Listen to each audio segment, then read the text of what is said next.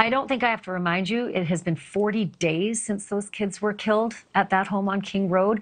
And tonight we're dissecting this case, what we know and how police may actually be moving forward. Just ahead, some of the top homicide detectives in the business of solving murders are going to join us. Plus, with just one full day left until Christmas, we are going to be honoring those lives lost on King Road. But first, one method that detectives use to solve a crime is to look back over all of their notes for something that may see differently now. They might just notice it a little differently now with the passage of time. And so we have done the same thing, and we've compiled this case for you from start to finish. The facts of the case that we know right now.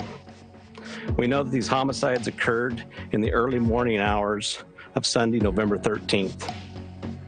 Around noon, Moscow officers received a call of an unconscious person. Officers discovered the bodies of Ethan Chapin, Xana Kernodle, Madison Mogan, and Kaylee Goncalves inside the residence on King Road. Just weeks ago, the 5 roommates were getting into the festive spirit, impersonating one another and posting the videos to TikTok. Get out of here. You seriously gotta get out. But 3 of the 5 were killed. Madison Mogan, Kaylee Goncalves, and Xana Kernodle. Kernodle's boyfriend, Ethan Chapin, spent the night and was also murdered. Investigators say they were all likely stabbed in their sleep.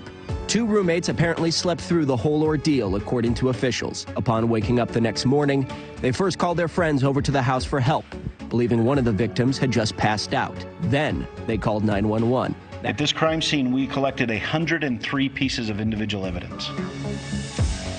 We took approximately 4,000 photographs.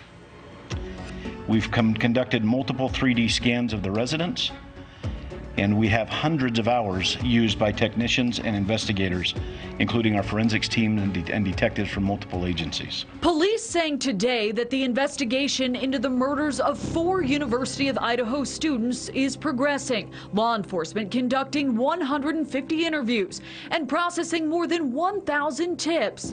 Among them, that 21-year-old Kaylee Goncalves had a stalker. When I spoke to the prosecutor, he was very clear with me that they still have no suspects in this case.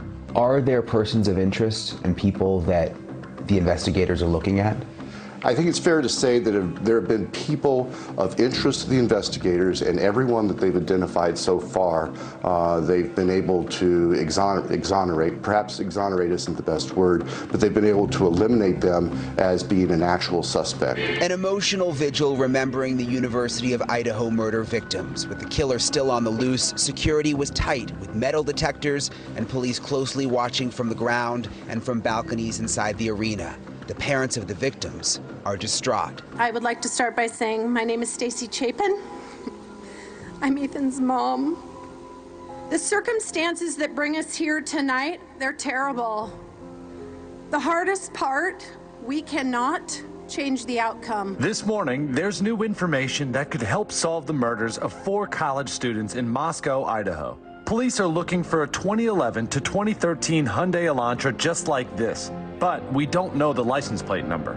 Investigators believe the driver was near the crime scene on November 13th, and they think the driver could have critical information about the case. The tips and leads have just shown us that that car was there in that immediate area.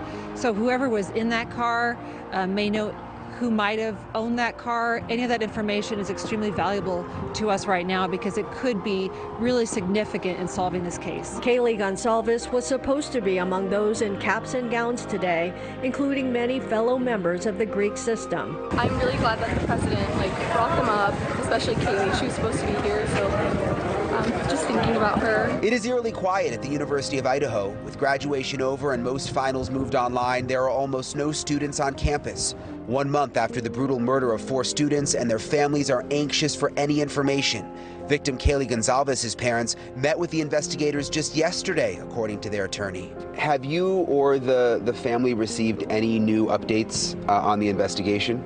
Well, part of our delay was we met with the investigators yesterday. The theme of the meeting was 2 things, was accountability and communication. Attorney Shannon Gray says the family wants a more consistent stream of information from police. He says most of their questions about the investigation have still gone unanswered, but they are hopeful police are doing the right things. Hard to imagine what those families are going through, not only losing loved ones, but also just the frustration and anger that a suspect has still not been caught more than 1 month after the murders. As for that white car seen on video, it's grainy video. It's hard to tell whether that is actually even the model of the car that police are looking for. We've said all along that we need people to be vigilant. We need people to pay attention because we're not sure exactly where the individual is. Thank you for watching. Go to newsnationnow.com to find NewsNation on your television provider. And don't forget to click the red subscribe button below to get more of NewsNation's fact-driven, unbiased coverage.